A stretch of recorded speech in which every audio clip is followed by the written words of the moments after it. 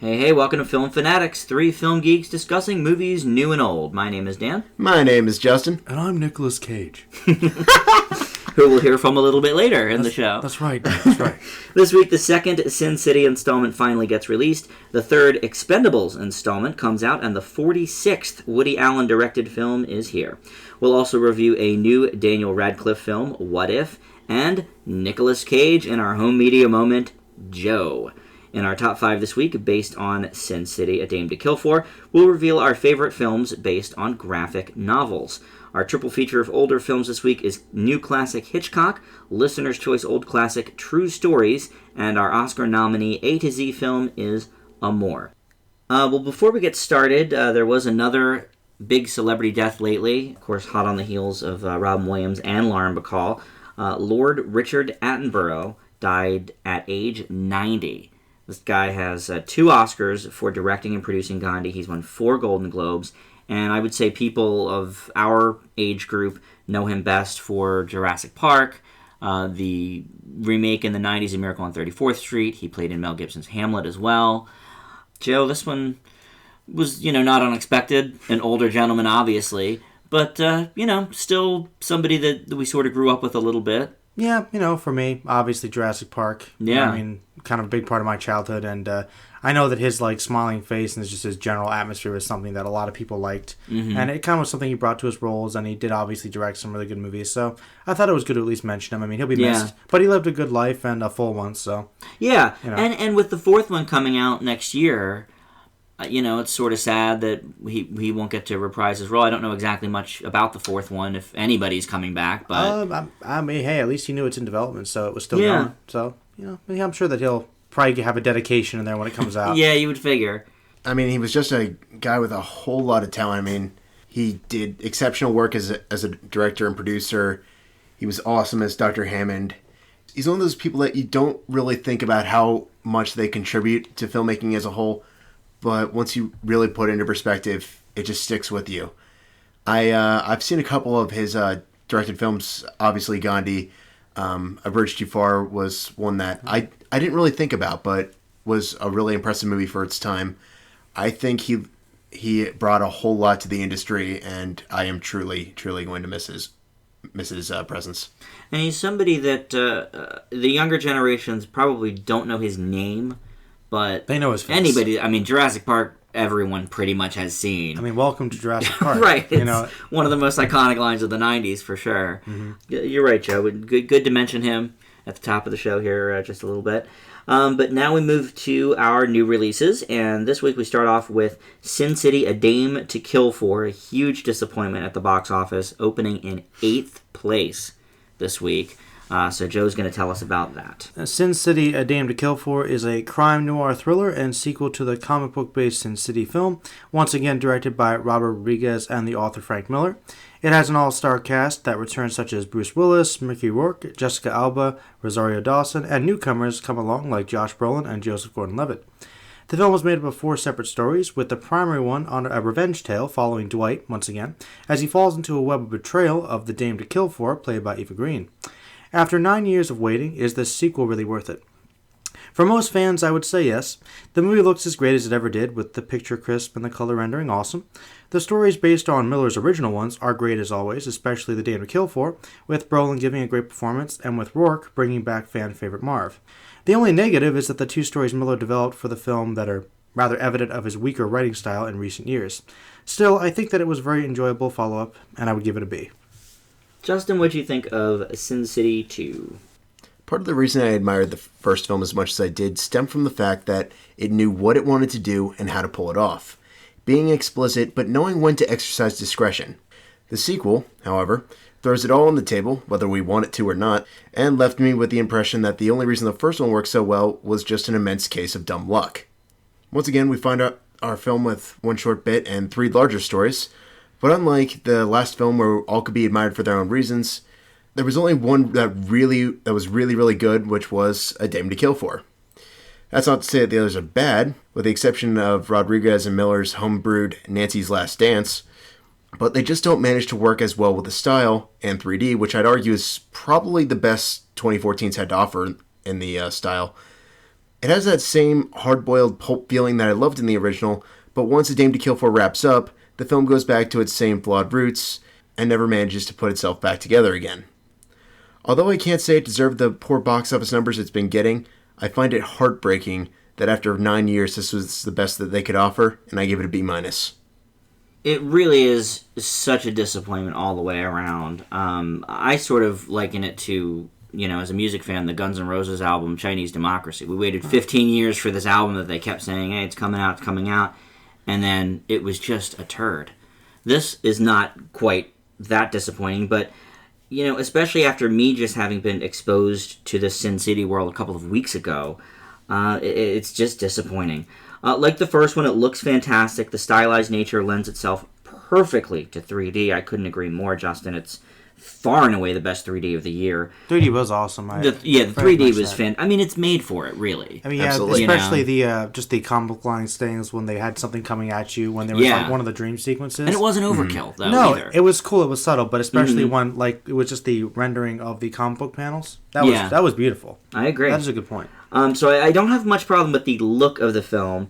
Maybe it goes a little too free with the color splashes, while the first one was more restrained, but other than that, it's fine. But it's the content that didn't work for me. Again, we have the different storylines, as you both mentioned, but one of my favorite ones, featuring Joseph Gordon-Levitt, affects nothing else in the entire film. It's a complete throwaway. It was fun, but doesn't really add anything to the bigger picture.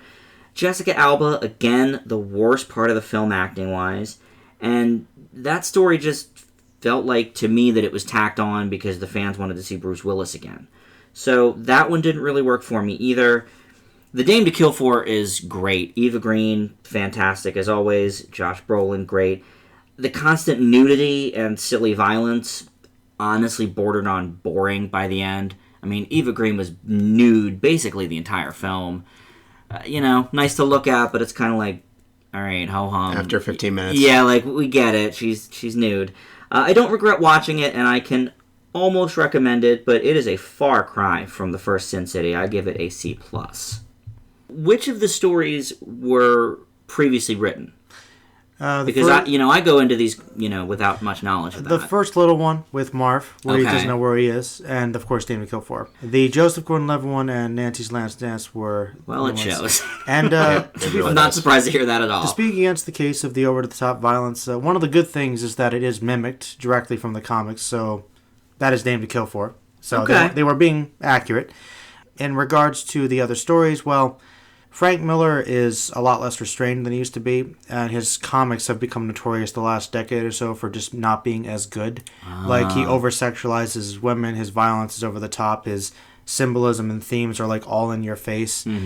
He's kind of become a little bit of known as a has-been, because he was interesting kind and unsurprising. One of the legends, and so it doesn't surprise me that the original works are evident of the modern Miller writing as it's become known. So the Dame to Kill For story was written before the first Sin City movie even was released. Oh yeah, it's one of the original comics. Gotcha. Yeah. Okay.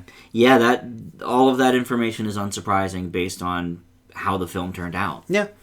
The other thing, though, I think that the first film did so much better is, and I pointed this out when we talked about it last week, the actors all look like they're just having so much fun. And here, it just doesn't quite come across the same. Not at all. And I don't know why. Some of them are even the same actors. Well, to be fair, it's because it was such a long project, and you know how in the original film they were all working together a lot more cohesively, or at the very least within a shorter period of time, so I guess it was more fresh, whereas you're stretching over a project, and you might have scenes being continued and finished years afterwards. I guess that's true. Actors that have never even talked to the other actors, even if they never actually physically met on set. I don't know exactly, but I'd imagine with the production and as long as this, there were definitely some hiccups. Makes sense. Yeah, I would say the only one that really, really was having as good of a time as the people in the first film is somebody that wasn't even in it, and that's Dennis Haysbert. Yeah, actually, he was really good. He really seemed like he was hamming it up and having a good time. But... Actually, I will say, as one of the issues with Michael Clarke Duncan dying, I thought the casting of Manu would be difficult to replace, but I thought they captured a pretty good replacement. I would agree. Pulled it off. Yeah. Honestly, the Joseph Gordon-Levitt story didn't bother me that much until it ended. I do have to disagree with you guys a little bit. It was funny, I was actually talking to people about the ending, and people really liked that character. And so what happens to him at the end, like how it resolves, seems a bit disappointing. Mm-hmm. But it does kind of allude to what actually happens to Rourke later. So even though it's not directly connected, it is still connected. Even though it's basically pointless given the way the film wraps up. I don't know that he was necessary to anything happening. That's true. You know? But, it's not like all the characters are directly related anyway. Sometimes they are related. I guess that's true. I mean, his character, it was more of an illusion. But once again, this was an original story. So with Riller's more recent writing. So the fact that it's not as good stands to reason. Yeah. But I mean, take the original film. Just about everybody was in at least one other story. Dwight showed up in Marv's. Marv showed up in Hartigan's. And most of the major players, yeah. Yes. Yeah. I mean, not everybody was in every single story, but they at least showed that they were interconnected. This one, it's like... Well, Rourke was the I was going to say, Rourke was the connector. The connector, because he's the big bad. But he's the only one. Yeah. But he is the connector. And he's pretty big because he's essentially the main villain of Sin City. So I think that stands to reason. Do I like the way that story resolved? No. But, I thought it was fine thematically because he kind of gets his resolution. And in a way, he sort of wins. And it does kind of feed into the next story. That unfortunately, it's just the fact the next story is so weak that it kind of makes the other one cheapened. Yeah, I wouldn't say the other one necessarily is unconnected. It's just the last story. It's just so dour. I mean, it was just exploitation. I mean, to say it's like bad Sin City is like, well, not really. It's just not the best. Right. The biggest issue I had with the homebrew Nancy's Last Dance was just simply the fact that, first of all, it didn't really feel like a Sin City story to me. And two, it basically negated everything that happened in The Hard Goodbye. Yeah. And that Yellow Bastard. Well, maybe I'm getting them confused. No, actually, both. It kind of negated things that happened in both. The reason I didn't like that story personally was because my favorite storyline is the two parts of that Yellow Bastard. I really like that story. I like Hartigan. I like what he does for Nancy. I think it's awesome. The way her character goes really angered me. Yeah. Because I Just felt doesn't like make sense. after what he did for you, this is still the direction you're going to go. Right. I didn't like that. It sort of negated everything that we already saw. saw. And then we see Marv kind of negates the most popular story from the original, with no explanation. Though we can kind of cap that off to fan service. I mean, he's the favorite character, so I wish they would have given some explanation as to why he's there, but... That one I couldn't even figure out where in the Sin City timeline it would even happen. It's supposed to be after both, which doesn't make any sense because Hard Goodbye is the first one, which means that Marv should have been around for everything. Right. It's a mess. Yeah, it's not even a throwaway line like, "Hey, surgery." Right. No, I'm Something. here. I'm Marv. I'm back. All right. Well, let's see how the next film grabs us. That is the Expendables 3, and Justin's going to tell us about it. After Barney Ross, played by Sylvester Stallone, and his team of mercenaries rescue Doc, played by Wesley Snipes, they team up to stop a bomb deal. However, when the team discovers that the dealer is Conrad Stonebanks, played by Mel Gibson, who originally co-founded the Expendables long ago, and injures them in a deadly conflict, Barney begins putting a new team together to take him down. It never ceases to amaze me how the Expendables franchise always manages to take 2 steps forward and 1 step back with everything. The original had its issues, most of which were ignored by fans of the actors in it, but became a big enough hit to warrant a franchise, each installment being an improvement, but still having major setbacks. While I can say The Expendables 3 is probably the best the franchise has had to offer thus far, it's still a bit of a mess. To start, the fact that this film was trying to keep its budget down is glaringly obvious when it relies on cheap CGI for every little thing, including aircrafts. The PG-13 rating limits the bloody gunplay, which, honestly, I never felt really needed to be there in the first place, but it doesn't make anything all that interesting either, and calling the finale merely sound and fury signifying nothing would probably be an accurate statement. Some of the new additions are adequate, such as Mel Gibson as the villain, but when arguably the most fun character gets taken out of the picture less than a third of the way into the movie, there's honestly not that much to get excited about. I also feel a little credit needs to be given for actually having a compelling story this time around, though it still feels like a little more development could have gone a long way. It's way too long, and likely going to be the final film given the equally disappointing box office numbers, But it's the closest thing I've had to almost having fun in an Expendables movie, and I give it a C. I never saw the first Expendables, and the second one was terrible. So, needless to say, my expectations were not high going in, but these aren't my kind of movies. With that in mind, movies like these are critic-proof anyway. If you want to see this movie, nothing we say on the show is going to make a difference in deterring you or enticing you further. So, let's take a look at it from a more pragmatic standpoint. Expendables 3 is better than its predecessor, like Justin said, but only slightly. For one thing, people go to see these movies to watch their favorite action stars from the 80s and 90s do what they're known for. Here, however, nearly a third of the film is Stallone with all these new recruits played by the likes of Kellen Lutz and Ronda Rousey. These films are made for nostalgia purposes, so nobody wants to see that. All the action cliches that people want to see are here, but because of that, the plot and villain are completely generic, and the final portion of the big battle with Gibson isn't even just an action staple, it's almost the exact same thing that happens in Expendables 2. And speaking of Gibson, there's really no good guy or bad guy in this film. Gibson's crew and Stallone's crew are against each other, but that's about as deep as the plot goes. It's almost like a he said, she said. Obviously, Gibson is supposed to be the enemy, but I mean... I felt like he was kind of sympathetic, actually. Yeah, it was like... Exactly. It was like, I don't... Why are they battling? Just be friends? And because I don't know who to vote for, because who to root for. He used to be expendable, and now he's a mercenary. Right. Like they are. Right. Basically the same exact thing. And finally, two of my favorite people in the film are completely wasted. Terry Crews is in maybe 5 minutes of the film, and Kelsey Grammer is nothing more than an action star scouting agent. Antonio Banderas is fun and really one of the main reasons the film works, because he at least adds a new fun element to it. But for me, The Expendables 3 gets a D+. Joe?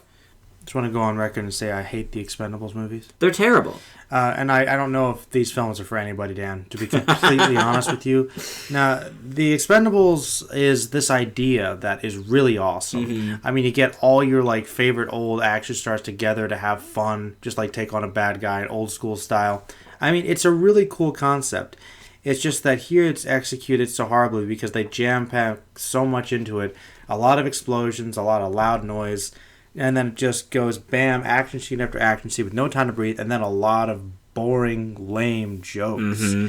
You get a couple laughs here and there. It's kind of nice to see somebody show up like Wesley Snipes. He gets a decent performance. Okay, he's being crazy. That's okay. We get Antonio Talks Banderas. about his tax evasion. Ha ha, that's funny. Meta humor. Schwarzenegger does one of his famous lines. Get to the chopper. Okay, yay, he said it. Like, okay, we get some okay banter. I agree with you. Antonio Banderas is great. He really helped save this movie. Kelsey Grammer had a couple good scenes. I kind of wish he'd been in a little more, actually. Yeah.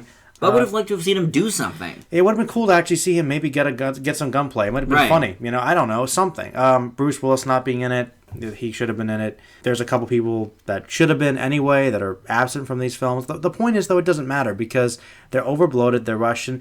The thing is, you could make a semi-interesting plot. It doesn't have to be original, but it could at least, have some basic elements set forth, create a foundation, get the plot moving. It could be engaging. And it could have characters that have a little more depth and just slightly better dialogue. Mm-hmm. Slightly. You could make it... Doesn't have to be much. No, just a little touches here and there would make it fun and fluffy, but it's either trying to be too hardcore or too light. Mm-hmm. And it can't find that balance. It's really a shame. And I'm in between you guys. I gave it a C-. Okay. I do agree with Justin. It's really long, too. I thought it was easier to get through than the last one. The first one's my least favorite, though, because that one I couldn't even get through. Is that right? So boring. Yeah, it looked terrible. The cool thing about the second Expendables is that they were trying to do what the franchise should do. Mm-hmm. They just did way too much. This one, they kind of dialed it back a bit, tried to, create the story, but then they obviously toned down the over-the-top action, right. So it was Well, here's the thing. I believe for the first one they created a PG-13 cut and an R-rated cut. The R-rated cut tested better, so they got that. Was a big hit, but it took itself way too seriously. Yeah. The second film came out, and they decided, okay, we gotta make the Expendables fun. They didn't try at all, and they went through the motions, and the bad guy's name was Villain. It was kind of funny for about 5 minutes, but once Stallone kept saying it all the time, it was like, we get it. So the third movie comes out, they try to go back to the original intent of making it PG-13. They try to split the difference, and it's just a misfire.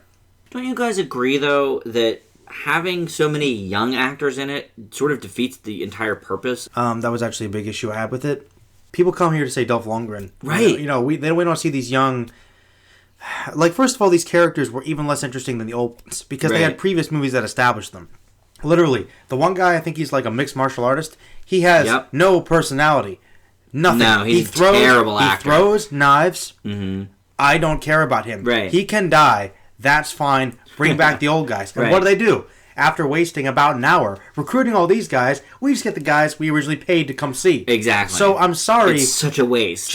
We just want to see Statham. We want to see Dolph Lundgren. Yep. Snipes. No, I don't care. I don't care. I feel like they were trying to basically pull a Scream 4 in terms of, like, we need to do a reboot, but it's also kind of poke fun at being a reboot. Because all the Scream movies poke fun at that. But the core of Scream isn't that these are a certain type of people being attacked. The point of the Expendables is to see your old action favorites. And they're not giving us that in half of this movie. It's a waste of time. I just wish they kind of split the difference with that. Like, I feel like you could have had both young and old and basically had a clash. But Joe's right. At least in Expendables 2, you had Liam Hemsworth, who's, does the Hunger Games movies. I mean, he's had a couple of movies. Kellen Lutz from that stupid Hercules movie? Yeah. Give me a break. Yeah, that doesn't count. You know? Yeah. Well, no Twilight fans are going to Expendables. So that's no selling point, you know? It's just waste of time. Like Ronda Rousey, I guess she's UFC MMA. or something, MMA. I don't know who she is, you know? It was just so pointless. It's a waste of time. It's a waste of time, so let's not waste any more time with it. I agree. And move on to Woody Allen's Magic in the Moonlight. This is the 2014 entry for writer-director Allen's annual film, and it's set in the late 20s and takes place mostly in France, where a British magician named Stanley, played by Colin Firth, goes to see for himself a supposed clairvoyant, Sophie, played by Emma Stone. Stanley is a lifelong skeptic to these types of powers, so when his lifelong friend and fellow illusionist Howard, played by Simon McBurney, assures him that Sophie is the real deal, Stanley has to go to the French Riviera and find out for himself at the estate of the Catledges, portrayed by Hamish Linklater, who is smitten with Sophie, and Jackie Weaver, who hired her to make contact with her deceased husband. In the renaissance of Allen's career, which started arguably with 2005's Match Point, he's still very much hit or miss for me. It's rare that he can get it right 2 years in a row, but he's actually done it with Magic in the Moonlight. I wasn't as in love with Blue Jasmine as, say, the Academy was, but it's a solid movie, and Magic follows suit. Long gone is the era of laugh-out-loud Allen films, but Magic has an understated charm to it, and I did find a lot of it humorous, helped greatly by Emma Stone's over-the-top psychic posturing that we even see on the poster of the film, and an outstanding performance from Eileen Atkins as Stanley's Aunt Vanessa. The question of is Sophie real or isn't she is as important to the story as the romances, so Allen gives us a nice balance of the two. It's a little rushed in its climax, and it's hard not to notice that Firth is more than twice Stone's age, but it's among the better films in the recent decade of Allen's career, and it gets a B from me. Justin? After several years of making films that either fell into the category of clever and sophisticated or downright moronic, director Woody Allen tries to split the difference with Magic in the Moonlight. It's a film not too far away from the Allen playbook, quirky scenarios, jazz or ragtime soundtracks, and gorgeous locales, but the lighthearted mystery with a twist angle is, for the most part, enjoyable. Although following Firth's efforts to debunk Stone's psychic antics doesn't start out as much fun, but the two manage to play their roles in a way that keep the audience guessing and arguing for both sides. It manages to entertain without being overly silly, and does portray love, as Amy Adams put it brilliantly in the movie Her, as a socially accepted form of insanity, where the only things that feel rational are the irrational. Admittedly, the reveal comes a bit too abruptly for Act 3, and feels like there are several opportunities to end on a stronger note than the one it finally chooses, but there's truly some charm in Magic in the Moonlight, and I give it a B. Joe, what do you think of Woody Allen's Magic in the Moonlight? I know you're a big fan. I'm a huge fan. Actually, I was thinking about this movie, and I'm like, wow, it's amazing how much budget they really put into that car.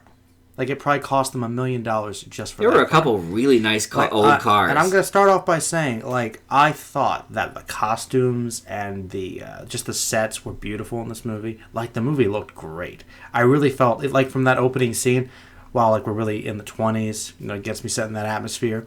It had some really quirky, interesting characters. Like, I love Colin Firth's character, and I thought the mystery was really intriguing. And I actually did like how it really balanced this light romance with these really interesting philosophical ideas. Mm-hmm. And I also agree the aunt was probably the best character. She was great. Definitely had some of the best lines, and it really does keep you interested. I did not like the ending of the movie. I kind of wish they had been a little bit more meatier in the direction they decided to go. Not saying it was necessarily bad. I thought it did fit with the overall tone, but I felt like they could have smoothed out some of the ideas they were going for throughout most of it, instead of just kind of going with a simple haphazard romance. But I guess that's fairly Alan. So, in a pretty big upset from me, I actually give it a B. Wow, Whoa. that is an upset for you. I actually really liked it, yeah. Yeah, I did too. I was actually between a B and a B+, believe it or not. I thought B+. I wish the ending had been a little... Stronger. Like, either keep the psychic thing open... I think it's kind of a safety not guaranteed scenario. Exactly. I don't think it was a mystery that needed Like, to be completely solved. I wish they hadn't explained it. Like, I kind of liked the twist, but it would be nice if maybe that's not exactly the way it went down. There might have been another angle, but no, we'll just accept these things for what it seems to be and go from there. I didn't mind that necessarily, but I do agree with Justin that there were several points where they could have actually ended it a few minutes or a few scenes before the actual ending, and I would have been satisfied with that. The whole, like, there's a scene where he's approaching her in a garden. Mm-hmm. That could have been the end. And I thought it was going to be. And that would have been fine. Yeah. They could have walked off, and it could have even been open-ended, perhaps. Right. Like, hoo-hoo, like, she says something, he's like, oh, wait, what? Right. Like, that would have been perfect. But no, I agree. They draw it out, and then there's another scene, and it's like... Right. And to get to that is so rushed. It's like, it's drawn out and rushed in the same, like, 8-9 minute span. Yeah, it's true. You know? It's true. Which doesn't necessarily work. Is the movie going to be another hour long? No, it's over. Right. The jazz was... Hey. Woody okay Allen-tastic. Well, to be fair, for once, it wasn't in Greenwich Village. Okay? It No. was...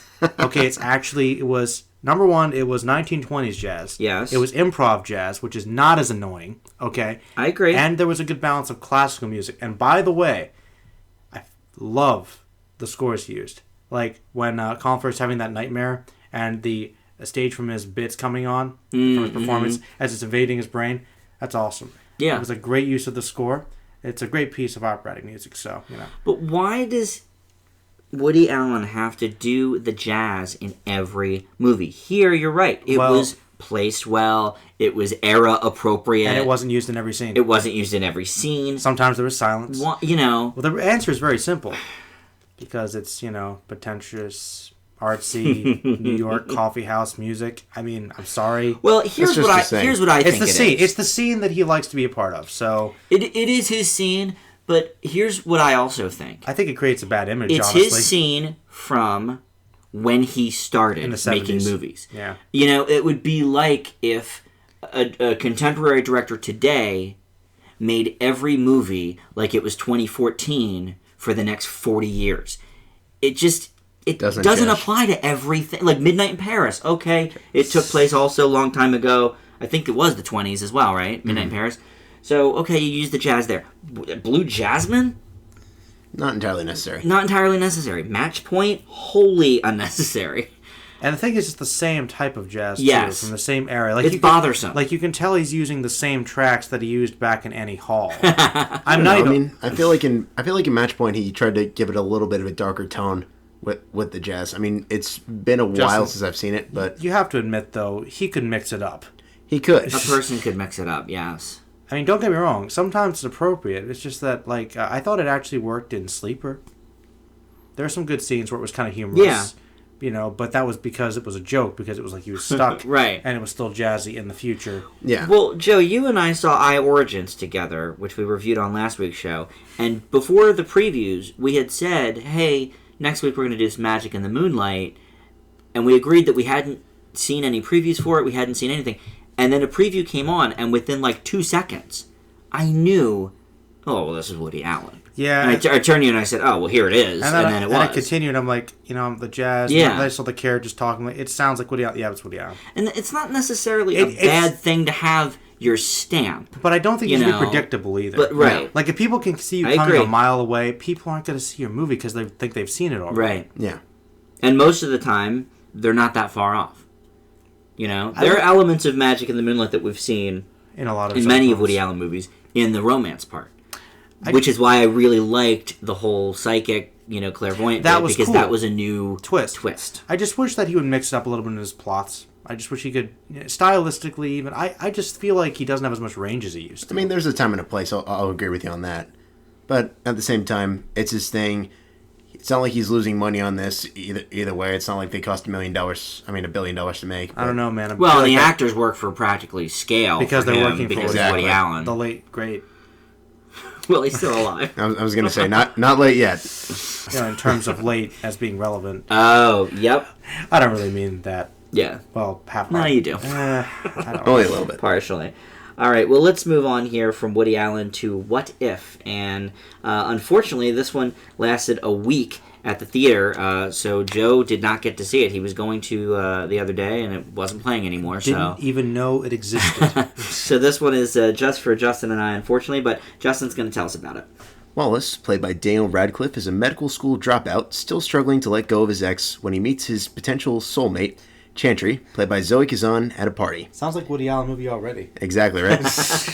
And there's a catch, Joe. Okay. She already has a longtime boyfriend named Ben. Oh, gee. Leaving Wallace with no choice but to try and be her friend and hope that someday it could be something more. The friend zone is far from being a foreign concept in rom-coms, but it's the chemistry between the two that truly sells the film. Although there were some stylistic components I wasn't quite on board with at first, such as a frequent indie animation that acts as a metaphor in regards to Kazan's character's state of mind, but the film improves on this as it goes along. Granted, some of the dialogue is a bit forced, with a giant emphasis on did you knows during the first act, but Kazan and Radcliffe make it work when it needs to be funny and serious whenever appropriate. That said, the supporting cast is an entirely different story. Unlike Four Weddings and a Funeral, in which the side characters almost or completely outshine the protagonists, the friends of the two are just awful. They essentially play out like repulsive comic relief characters who for some reason they both keep coming to for advice despite neither seeming like a great role model. They pull down just about every scene they're in, and when they're off camera for a large portion of the second act, it becomes a significantly better film, until unfortunately returning for the finale. However, they do straighten up somewhat by the end with a nice, albeit standard finale that could have earned a B+, but instead gets stuck with a B-. Okay. Well, once you get past the incredibly generic title, changed from the much more playful The F Word, you might find, as I did, that this is a cute little indie romance, and it sounds like Justin was on the same page.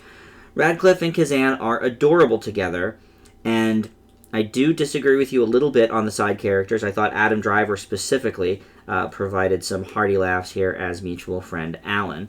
Director Michael Dowse's previous project, a former Film Fanatics new classic, Goon, had more originality in its plot and is probably a better film, especially when some of the flourishes of originality he tries here don't always work.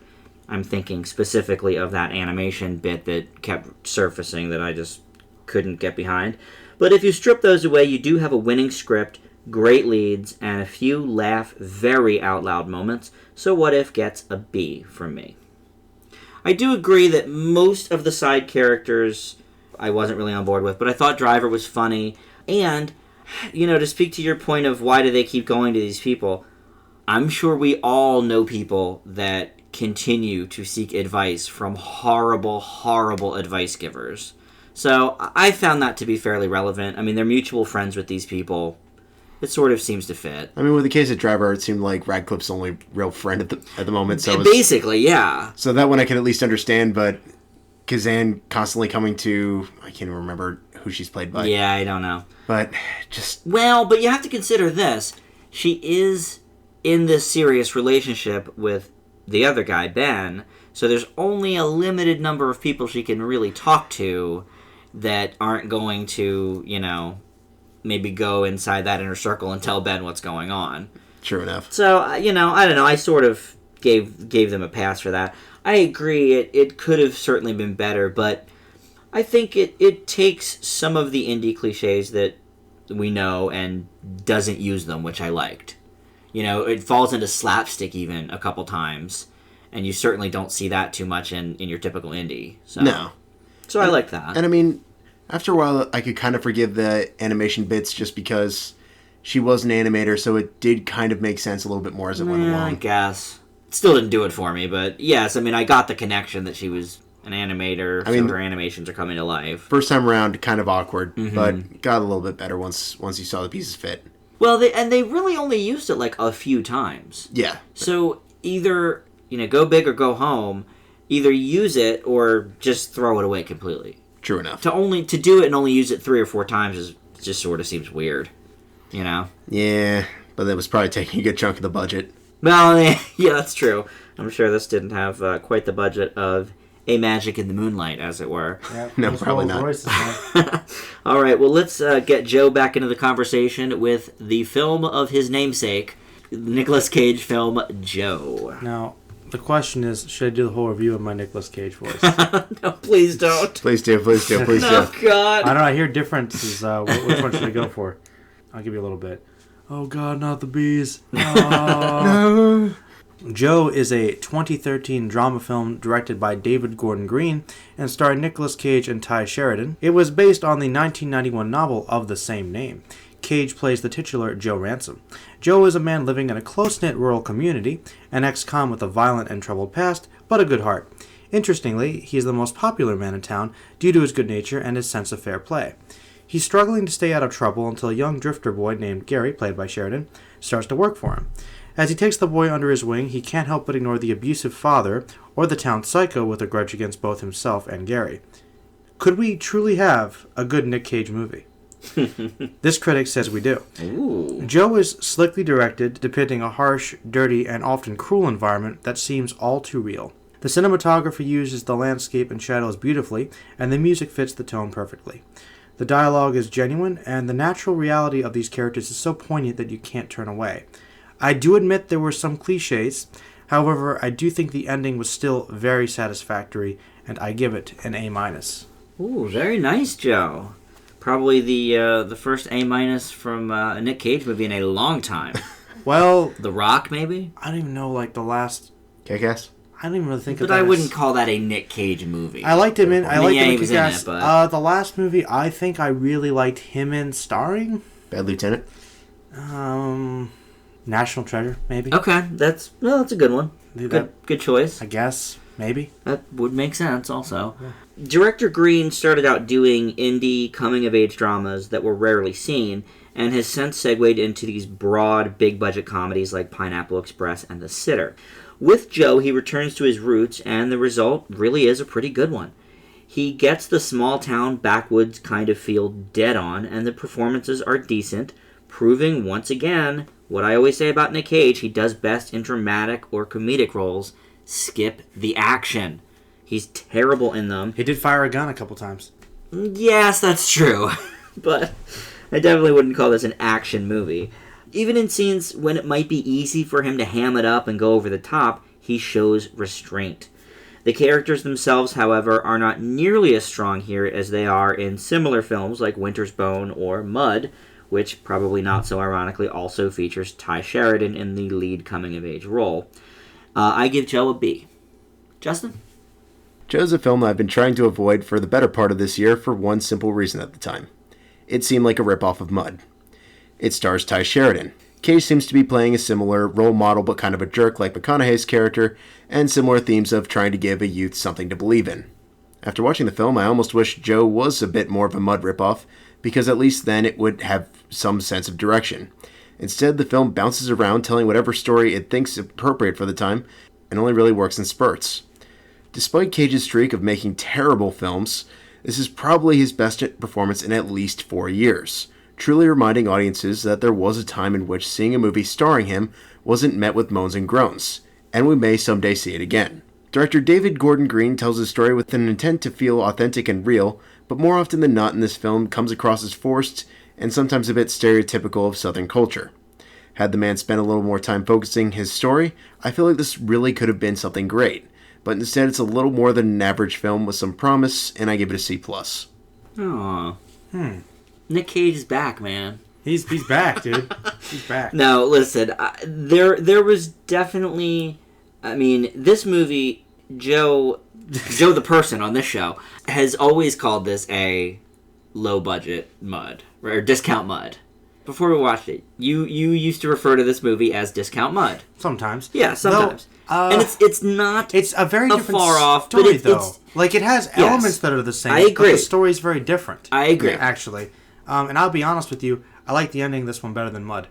The ending of Mud, where it all became randomly a big action movie at the end, this one at least I could see the ending leading up logically. I'm sorry. I know you love Mud. That didn't affect me as much as you guys. Mud, but I'm sorry, the ending of Mud was like, okay, first 2 acts, serious drama. Third act, gun battle.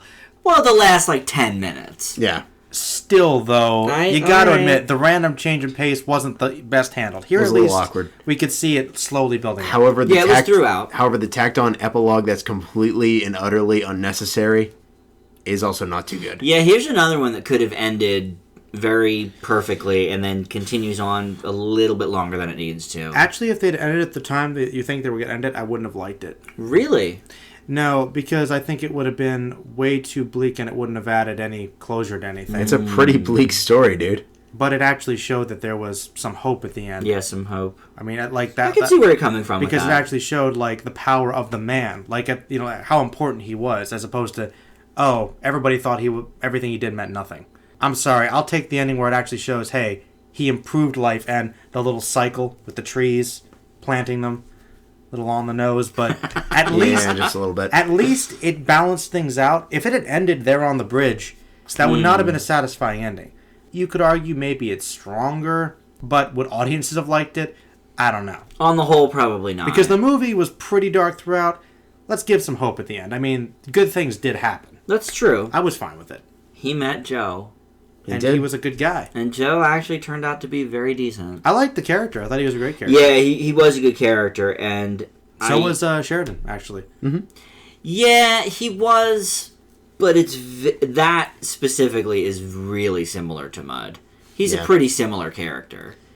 I mean, older. So, well, obviously he's a little older. Yes, he's 15 here as opposed to 13. Different context, though, because it was he had a set position in a town and relationships where he's a drifter with no relationships, and he's, I think, in a worse situation here. Oh, yeah, he's definitely in a worse situation here. At least, he had a loving family in Mud. I think the dad was better. Yeah. Oh, but yes, the dad and Joe was horrible to him. Yeah. The worst character. Well, the bum's pretty bad, too. Everyone was pretty bad in this movie, except for him and Joe, really. I was going to say... The shopkeep was good. No, actually, the Junior was pretty good. Yeah, I like Junior, too. I liked how genuine the movie was, the interplay, the talk between the workers. Yes. It felt so real. Yeah, that's what I mean. The director Green really has that whole... Niche. He's got the feel of the small southern town. You feel like you're deep rooted. I agree. These people exist. I think those were some of the strongest elements of the film, is the authenticity of the conversations and some of the characterizations. Mm-hmm. It's funny that you both mentioned that, because I just kept thinking every single interplay when it's not those two on screen. I have no problem saying this is one of Cage's best performances. Some of his monologues he did in this movie I thought were exceptional. The problem is they were few and very far between.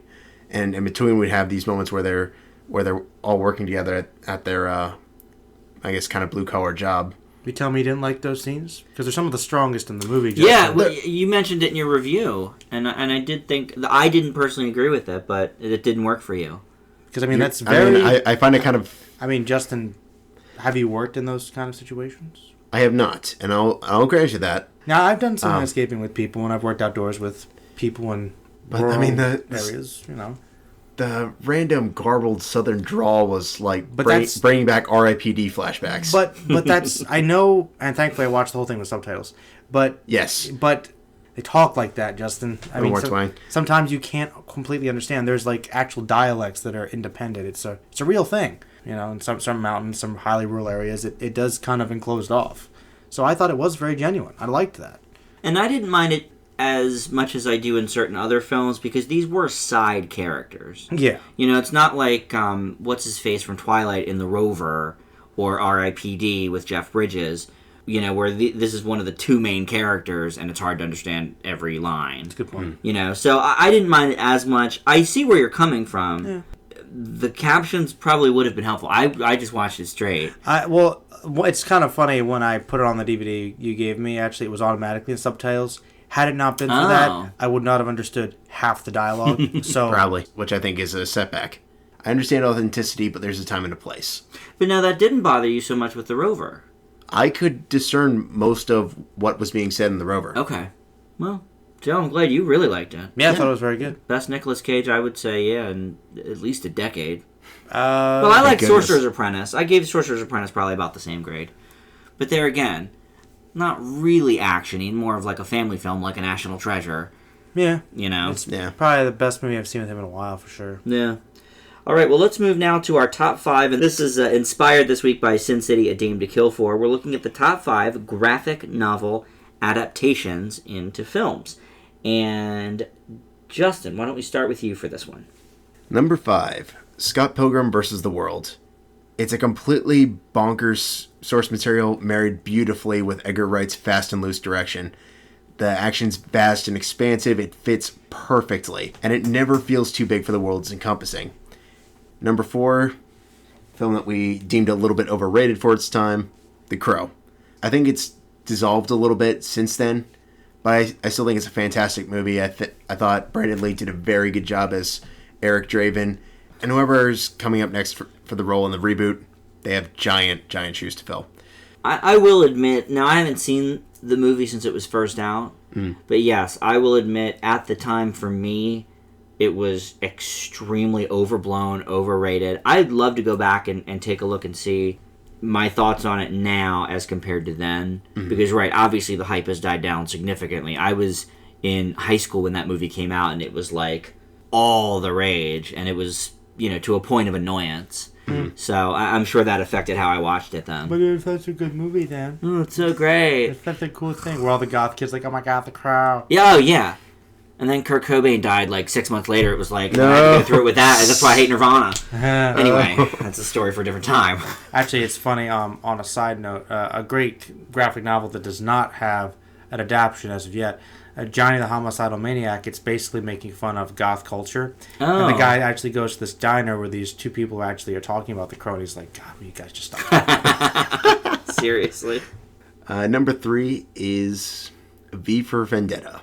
Probably one of the most thought-provoking sci-fi dystopian thrillers of the 2000s. I thought great action, really unique interpretation of a Alan Moore story, who I think his work is very, very hard to translate to screen.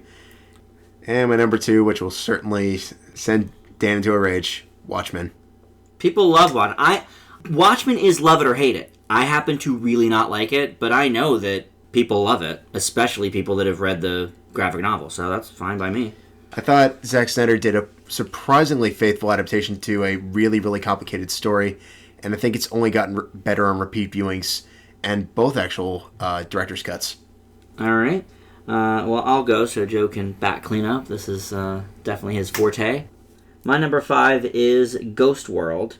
Now, I will preface my list by saying I am not a graphic novel reader. These opinions are all based on the films themselves and not the source material because I have no reference for that. But Ghost World is just a really great, quirky movie. Thora Birch and an early Scarlett Johansson role. Really some good themes about, you know, outcasts. And this was another minor cult hit back in the day that sort of has just grown through the years. My number 4 is The Mask. Now here's... Of all of these on my list, this is probably the graphic novel I would like to read the most. It seems like it would be a lot of fun. Jim Carrey, obviously... Did you ever watch the cartoon from the 90s? No, that was a little after my time. That's pretty hilarious. Is it? I think you'd like it. I'm sure Jim Carrey doesn't do the voice, right? I feel like he might, because he was still starting. I feel like he did the first episode, or they had a good impersonator, but they were basing it off the movie. Okay. But it's definitely a fun world. It's pretty wacky. You know? I think you'd like it. Check it out if you like The Mask. Cool. My number 3 is Kick-Ass. Another good Nicolas Cage performance. What about 2? Kick-Ass 2 was not as good. We reviewed that in one of our first episodes of Film Fanatics. I believe I gave that a B-. This is a pretty solid, like, A- for me. Nice. Very good movie. Violent in a fun way, which I always enjoy, like a Sin City.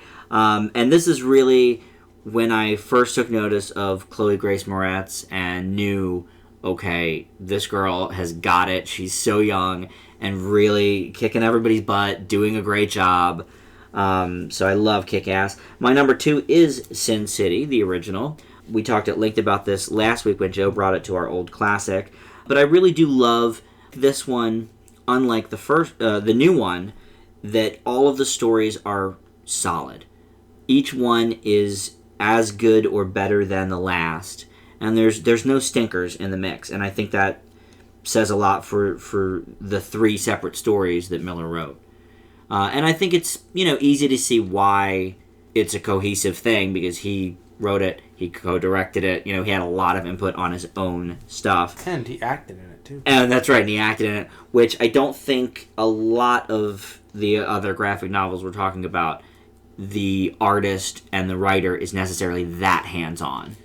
Usually no. Yeah. And in general, I think most novelists or writers in general usually aren't that hands-on. No. All right, well, Joe, let's hear about your 5 through 2 on the graphic novels. Well, most of them are pretty graphic. I bet. Knowing you. Well, an honorable mention goes to History of Violence, just for some great performances. Viggo Mortensen gives a very underrated performance here. Very gripping story with some just crime elements. Good underrated graphic novel and film. Number 5 is 300. This is a pretty accurate adaptation to the graphic novel. It actually really expands a lot on a very limited source material, but it was the first time I saw just the potential for this over-the-top violence from this over-the-top comic book world transferred onto screen, and it's just so much fun. It's so silly. I know you didn't see the first one, Dan, but it's a lot of fun. I do want to, though, after having seen the second one and really enjoying it. If you liked the second one, you should love the first one. It's a lot of fun. My number 4 is Road to Perdition. This is another one Justin and I talk about all the time, just like the Tom Hanks movie nobody talks about. Really well shot, and it has Jude Law in one of the great villain roles ever. Hands down, right? Oh, yeah. Number 3 is Watchmen. It's a perfect adaptation. I mean, really, it is. It's beautiful. It just doesn't really add anything, which is why it isn't higher on the list. Like, literally, the only reason they didn't transfer more is because the movie would have been 6 hours long. Right. But literally, it's incredibly faithful, and it looks awesome, which is kind of funny. That's the main problem people have with it. It's almost like you could just read the graphic novel. Yeah. But still, it was really cool to see it on screen. So, number 2 is Sin City. Just a great adaptation, great cast. We talked about it recently. Really well edited, lots of fun. One of my favorite movies, so, got to put it on here. Just amazing overall. But it's not my number 1. I thought it would be your number 1. That is a shocker. Shocked you, Justin? Shocked you? Now I'm really thinking here. Oh, head scratchers. Yeah. All right, Justin, what's your number 1? Well, listeners, Frank Miller's Sin City. Probably going to start heading into Silence of the Lambs territory, so going to have to enjoy this while it lasts, I guess. Now that I brought it, it's going to be the next Silence of the Lambs. Imagine what happens when we every other top 5, yep. Exactly. Probably one of the most, if not the most, cleverly crafted graphic novel adaptation of our time. Rodriguez uses his fast-paced antics to bring his audience into the violent world of Basin City and never looks back. Unfortunately, not going to probably get a third go-round due to the poor marketing in the second movie. But it's impossible. I mean, remember the Machete movies? Another Rodriguez... it's one of those things where, it didn't do well, but DVD sales kind of boost things up. Possible. And Rodriguez likes his pet projects, so... I mean, I could see it going Kickstarter and something happened. He almost made a sequel to Shorts, you realize. I do, unfortunately. I'm just saying, hell and back could happen. All right, well, my number 1 is Scott Pilgrim versus the World. I imagine this is another very fun graphic novel in the vein of The Mask. A little bit of everything. They certainly make it look great in the movie. Really fun performances, funny, witty dialogue, snappy graphics. Just everything about that movie worked for me. It's one of my favorite of any graphic novel, comic book adaptations. It's just one of my favorites. That movie's interesting because They wrote the script for the movie before the graphic novels were actually done. Mm-hmm. Oh, and interesting. The script got leaked. It showed the ending Brian Lee O'Malley was originally going to go for. Everyone hated it. They did actually film it for the movie. It's available as an alternate ending. But they actually reworked a new ending for the movie because of that. I believe it. Because I like the ending. Joe, what is your number one? I'm very intrigued. My number one is V for Vendetta. I mean, Natalie Portman probably gives one of her best performances here, and Hugo Weaving gives his best. I mean, for voice work, it's amazing how powerful just a voice can lead into a role. Just so captivating. Just classic dystopia here. It's actually very different from the graphic novel, but I actually approve of a lot of the changes. It's a great romance and mystery. Just an awesome movie. Great. That is one I've only seen one time. I didn't feel right putting it on the top 5, but it is a great movie. I remember liking it very, very much when it first came out. And the events of the film take place one day after my birthday, so... Ooh, even better then for you. I always remember the 5th of November. There you go. That's true. Because the movie starts on November the 4th. So yes, it does. Yay! All right, well, that's going to wrap it up for the top 5. Our final portion of the show is, of course, our triple feature of older films. And we have Amour coming up in the Oscar A to Z. True Stories is our listener's choice old classic. And we started off with Hitchcock, which is our new classic. And Joe's going to tell us about it. Hitch is a 2005 comedy starring Will Smith and even... No, that's a different movie. Hitchcock is a 2012 biographical drama based on the making of Psycho, and also the relationship between Alfred Hitchcock, played by Anthony Hopkins, and his wife, played by Helen Mirren, during the time of the filming. The movie was very well balanced. It showed a good portion of the type of director Hitchcock was, as well as some of the struggles he went through while making his picture. It also didn't dumb down the personal life angle too much, overall that he had, and demonstrated how the two were intertwined very well. The film is fun also, and it covers all its bases. In addition, with Hopkins at the helm, I mean, really, you couldn't say it any better. He really embodies the man without understudying it. My only major issue with the film is that for a biopic, I honestly don't feel that they dug deep enough into the man's directing style or even his personality. We get an idea for certain, but I do feel like we could have gotten much more. Still, overall, it was a satisfying watch, and I give it an A-. Very nice. Bravo. Justin, what do you think of Hitchcock? Actually, you've got Hitch, and you've got Hancock. 2 Will Smith films. Oh! You combine them and you make Hitchcock. It kind of works in a way. A little bit. Some stories are just too big for biopics spanning a person's entire life, such as the life of master filmmaker Alfred Hitchcock. The lifelong quarrel with the studios and censors is one thing, and his rather obsessive relationships with his leading ladies are a beast in and of themselves. While I can't say Hitchcock is flawless, there are many aspects to admire. Hopkins' portrayal of the master of suspense himself is nothing short of dead-on, and his chemistry with Alma, played flawlessly by Helen Mirren, is second to none. Unfortunately, the big problem comes from the psychological components to the story. While Hitch always had his personal problems, though how true to life they actually are in any depiction is always debatable, but the awkward subplot about Hitch identifying with infamous serial killer Ed Gein takes grasping at straws to an entirely new level. Yes, Psycho had a loose, keyword there, inspiration on the life of the killer, but every segment focusing on this, and there are many, is forced, weak, and out of place. As a writer, I can understand the concept of a person getting absorbed by their own work, but this takes what could have been a great, insightful look into a master filmmaker's life all the way down to a B-. Wow. Well, it is only every so often that an A-list actor can just disappear into such a well-known figure's shoes for a biopic that you really believe you're watching the actual person. Jamie Foxx in Ray is one example. I would argue Hanks in Saving Mr. Banks. You could definitely add Hopkins to this list for Hitchcock. The man is unrecognizable and fantastic, though sometimes possibly a bit of a caricature. Though I believe the Alfred Hitchcock Presents type style, intro and outro of the film, that might be sort of what the filmmakers and Hopkins were going for anyway. I think they were going more for the idea rather than the man. I agree, and that's why I sort of give it a pass for that. But aside from that, Mirren gives one of her richest performances as wife Alma. Her character's cool head is the driving force behind the entire story. It certainly elevates all of the scenes focusing on the couple, rather than the making of Psycho, which is clearly the most interesting part of the film. I'm not sure if we really get much insight into the man himself, as Joe mentioned, as opposed to just this one segment of his career in sort of broad strokes, but I'm mostly okay with that. Some biopics attempt to paint too broad a picture, and I like that this one was a little more focused. That being said, it definitely left me wanting more, but Hitchcock is a good watch, and I give it a B+. I do agree with Justin, though, that the tackling of some of the material that may or may not have even been true, I sort of think of it more as an entertaining film with some truth and, nuggets of this is what happened with Psycho, and half like entertainment. Yeah. You know what I mean? That's what I mean. That's kind of why I didn't give it a higher or lower grade, because I struggled with, okay, it's more of a caricature. It's more of let's play with the idea. This is a movie. This isn't like a super serious film. I mean, it's like 42.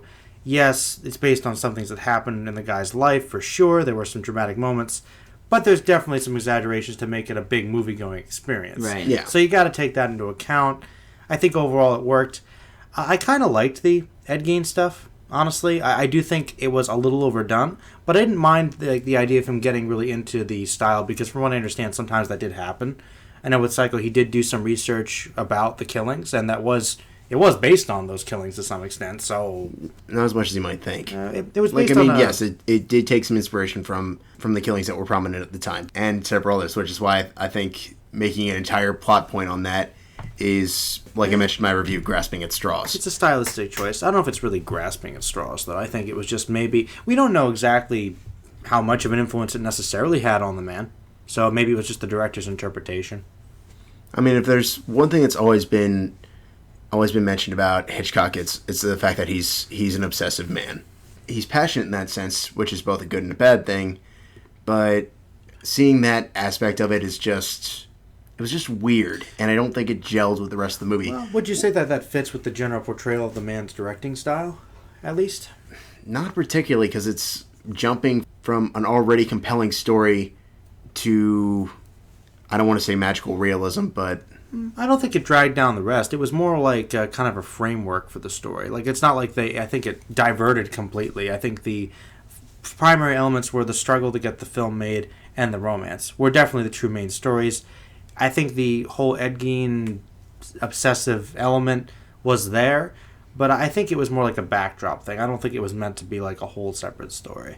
I don't think it was that prominent. I mean, did it need to Cut keep down a little reoccurring? bit? No. I think after the fifth time. But I mean, after we see it, 3 times, that's plenty. But I don't know. It didn't distract me from the rest of the movie. I thought it added to the haunting element whenever he seemed like he was getting like really into how passionate he wanted to get this film made, how it fed into how he directed his actors and wanted to get these specific scenes done and try to add the violence in, the grittiness in, while still working around the aspects of the time, because he was basing it on something horrible that did happen, and you're trying to portray it in 50s film. I could see it as possibly being that much of an inspiration, but it's neither here nor there, I guess. I just wanted to see more of Alma being Alma. I agree. Showing up on set, at home. She was my favorite person in this whole movie. I think if they had actually done the whole movie about that aspect, I think that would have been fine. Yeah, I agree. And have Hitchcock sort of almost be a supporting player in his own life story. We didn't really get a lot of the making of Psycho. We got a couple little tidbits of how he got around, but really the main focus was their relationship. It's kind of like a Cliff Notes version of the making of Psycho. Like, that was the backdrop. The main romance was the story. We didn't get quite enough of anything. Mm-hmm. We got enough, but we didn't get quite enough. Mm-hmm. I feel like if they had gone like a full 2 hours, we would have been a bit more satisfied. It's a little short, yeah. I agree. I definitely could have used more. All right, well, up next is our old classic, and this is a personal one. One of our listeners of the podcast happens to be Justin's uncle, and he put in his vote for True Stories, and that is the one that we picked for this month. So if you do have an old classic idea for next month, definitely let us know about that on the Facebook group, Film Fanatics with an exclamation point, or on our YouTube channel. All right, well, Justin, let's hear about True Stories. Talking Heads frontman David Byrne plays a caricature of himself visiting a small Texas town about to celebrate the state's sesquicentennial. encountering a variety of strange and interesting characters. Along the way, he meets Louis Flynn, an unlucky-in-love country-singing cleaning room technician, and follows him amidst a variety of others that appear in vignettes. True Stories is a film that a person could ask 9 different people who have seen the film to describe it to them, and they will probably receive 9 entirely different interpretations. But overall, there will be one universal fact. It's weird. Whether or not this is a good thing or a bad thing will be dependent on the viewer, but for a directorial debut from a musician, I have to say I find it remarkable how much respect Byrne has for film. He tells his story in a somewhat documentary style, but clearly has a strong basis of other filmmaking styles, notably French New Wave, to give the film its bizarre attitude. It's every bit as satirical and sarcastic as it is respectful and poignant about its subjects, and there aren't too many films one can say that about. Unfortunately, some of the individuals shown aren't as interesting as others, and the ending does get a bit lost within itself, but True Stories is a fascinating film that I would love to watch again, and I give it a B-. Well, as a big Talking Heads fan myself, I've come to embrace Byrne's offbeat nature, and though I've seen the band's concert film Stop Making Sense multiple times, I'd only ever heard about True Stories and knew a couple of the songs. It wasn't a hit at the box office, it never really became a hit of cult status either, so I sort of never really gave it much thought. But it's an interesting little movie. It's so scattered in its tone and threadbare story, told in vignettes, interspliced with music videos, that it's hard to almost even call it a movie, but why it works is that it's essentially a perfectly preserved time capsule. I'm not sure what I would have thought watching it in the 80s, but watching it now and having grown up in that decade, it was almost like watching a documentary of the time, calling a strip mall modern, the nod to commercialism in the Love for Sale video segment, commentary on dating of the day. Somehow it all works in spite of itself, and I actually give it a B+. Wow. And Justin, to speak to your comment that Byrne, has this love for film, I know you're not too familiar with the band, but Talking Heads has some of the absolute greatest music videos of the early MTV years. From Burning Down the House to Once in a Lifetime to Love for Sale, which we saw in the movie, he's always had sort of an eye for that kind of stuff. So, yeah, it doesn't surprise me at all that this is that type of a movie. Did he direct those? I don't know if he directed them or not. That was long before MTV was putting who directed the video on the screen. Right. But I'm sure, knowing him, I'm sure he had a heavy hand in it, yeah. Yeah. Joe, what'd you think of True Stories? If I had to classify this film as anything, I would call it a satirical, pseudo-biographical film, actually. Okay. It's almost a documentary of sorts, but not a mockumentary, because there actually is some real serious subject matter here. I think there's a lot of commentary on consumerism, classism, honestly some ideas about stereotypes, racism, destruction of the environment. There's a lot of really important messages here, but it's not overly serious. There's kind of a quirky charm that kind of makes it darkly humorous, and it is kind of sort of semi-connected by these different vignettes and interesting characters. Admittedly, not all the vignettes work, and the music is great, but sometimes it just seems random, and there honestly are some scenes that are just bizarre, and I think are just there to be weird. Mm-hmm. Honestly, I think many scenes are just there to be weird. There are a couple that just stand out. Like, you could argue, all right, we already have enough about, obviously fashion and consumerism. Do we really need the, style of clothing where they look like bricks? I don't think that was necessary. The runway fashion show was good. The hat, no. Those things were just ugly. No, but really, overall, though, I thought it was enjoyable. I did think that despite some of the upheaval in the middle, I did really like the ending. I thought that it actually was, for the most part, balanced. And I will be honest, I'm not entirely sure what it is, but I think it knows what it's trying to be. Mm-hmm. And I do agree with the time capsule element. I actually give it a B. Right in the middle there. I thought it was very enjoyable to watch. Like, it was very captivating. I understood most of what they were trying to say, even though some of the story elements were just not quite there. But it was still overall a very entertaining experience. Yeah, it was very entertaining. I mean, I think that's the best you can say about this movie. Because you're right, the story element is almost non-existent. Yeah. I mean, it really is just vignette after vignette after vignette, which is what it was going for. And I'm not even sure if that was, super cutting edge for the time. It seems like a very MTV early years type thing to do to make a movie like this. Honestly, I feel like it would be seen as ahead of its time back then. I would agree with that. That's probably true. Like, I could see somebody doing maybe a higher budget, more polished version of this nowadays. Mm-hmm. Like, I think we've seen other films like it. I mean, we compared it to Slacker while we were watching it. Yeah, actually, we thought it was... What did we say it was? It was kind of like a combination of Linklater and Lynch. Mm-hmm. Yeah. That's literally what it felt like. Yep, that is what you guys said. I don't know. I mean, that was sort of... It's a very MTV thing to do, to just, sort of shoehorn in a bunch of different things. Not MTV Now, who cares about that? We know what you I'm mean. talking about, the classic era. And...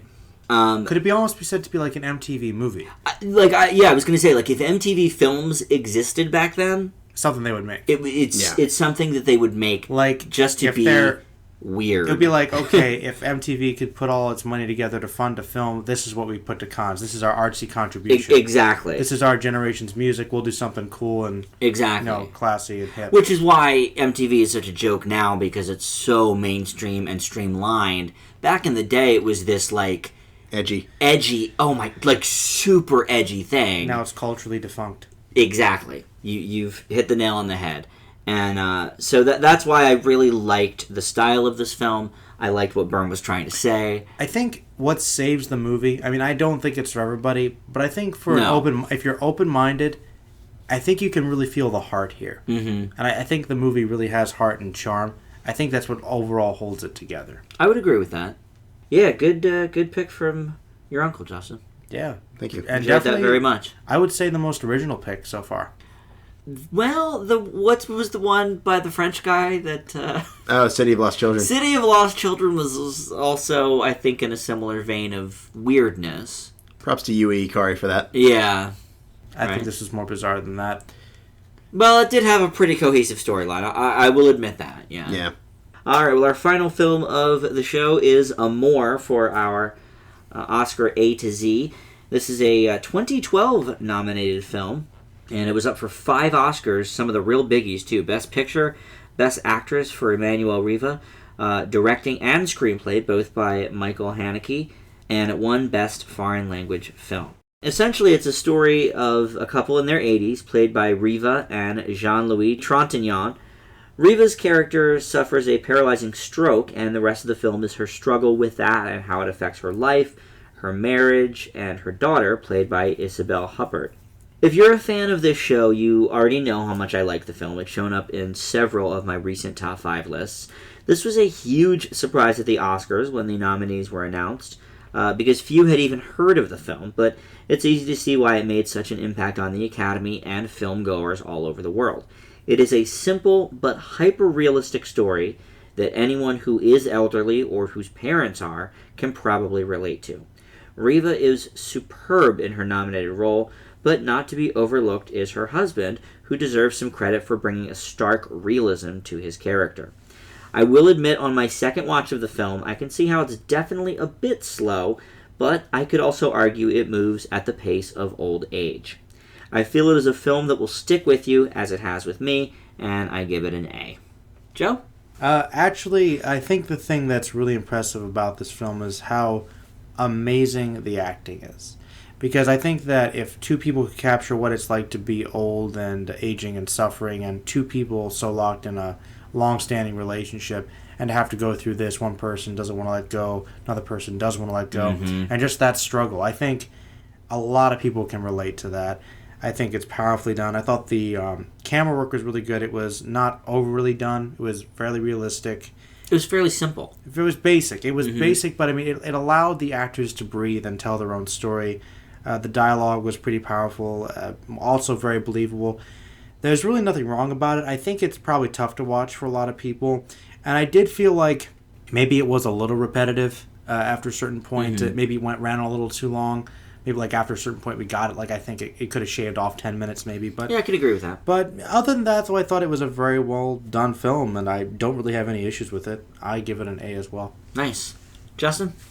Director Haneke is an odd director to me in the fact that his films often make for difficult watches, but are generally trying to hit home something authentic and unique. In an earlier film of his, Funny Games, he chose to satirize media through a home invasion suspense thriller, and in Amour, he's taking the same satirical lens to the concept of love. It's a well-acted film with an admirable sense of atmosphere, despite feeling a bit too open at times, but where the film becomes a struggle to watch is in the horrifying concept of having to deal with the thought of a loved one slowly fading away. It's still love in the most traditional sense of staying with them all the way to the bitter end, albeit somewhat loathing the hardships later on in the film, but the overall feeling of D'Artagnan devoting his life to Riva in sickness and in health can never come into question. Unfortunately, the film's length is a bit of an issue, and the ending does go on a bit longer than it should, but Amour is a film worth watching on character merits alone, and I give it a B+. Now that's the same grade you had during your first watch, yes? Not correct. Originally gave it a B. Oh, okay. Huh? Slight improvement. Wow. Justin, that's way too low for that movie. Well, Justin. I would concur. He doesn't care for old movies. Old people movies. He loves old movies. Yes, old movies are great. Yes. But no, this is like another Oscar A to Z that we're going to watch before we exit the A's, and that's Away From Her, which I've brought up a couple of times in my top 5 as well, about a elderly couple. The woman is going through the early stages of dementia, and it's sort of how they deal with that. It's similar in its tone, and just the struggle that these characters go through. You can't help but just really they're some of the most sympathetic characters. It's like they've done nothing wrong. They've done nothing to deserve this fate. They just happen to live 85 some years and are suffering, the ravages of old age. I think it's one people need to see. Yeah, it's one you need to see, but you got to go into it with the right mindset. Yeah. I guess be in the mood. Yeah. Yeah, definitely. It's not very light, that's for sure. Yeah. It's like the 12 Years a Slave. It kind of has to be watched, but... Yeah, you should watch it. You might not love it the whole time. Yeah. There's definitely some squirm-inducing moments. So, good to end on a high note as always. Of course. Justin, I'm always sorry that Amour doesn't work for you quite as well as it does for me. Surprising, actually. I felt like this would have been more up your alley. I mean, it's still getting better on repeat viewings. I can see it. I can see coming back to it in like 10 years and really giving it a high grade. Right now, it's just a B+. I mean, I don't hate it at all. No, it's fine. I'd happily pull it out whenever. It's possible. But someday. Yes. I mean, I could see the length being an issue. Yeah. Well, like I said, on my second viewing, I could see how it may be construed as slow to some people. Yeah, it's hard to say because I do agree the pacing of old age, but it could just be bad pacing. It could be. It's possible. It could be. It's an argument that could easily be, discussed. Both ways. Yeah. All right. Well, that is going to wrap it up for the show this week. If you have not subscribed yet and you're one of our avid listeners, we'd love to have you aboard. Film Fanatics, like I mentioned on Facebook, is up and running. We have our 5-word reviews there weekly, and our Twitter feed, Film Fanatics Pod, where we also showcase our 5-word reviews and link you to that week's current episode. Joe, you and Justin have the first of the controversial movies up and running on your channel, which is Last Temptation of Christ. Anything else going on with the Merlin page? Unfortunately, the summer movies for you guys are kind of winding down here. Yeah, well, yeah. The last couple we reviewed as a group was Expendables and Sin City. We might see Box Trolls. I don't know if that's going to draw a big crowd. I mean, I might do my own individual review for it. Sure. Love to hear it. All right, well, thanks so much for listening, and we'll see you back here next week. Bye!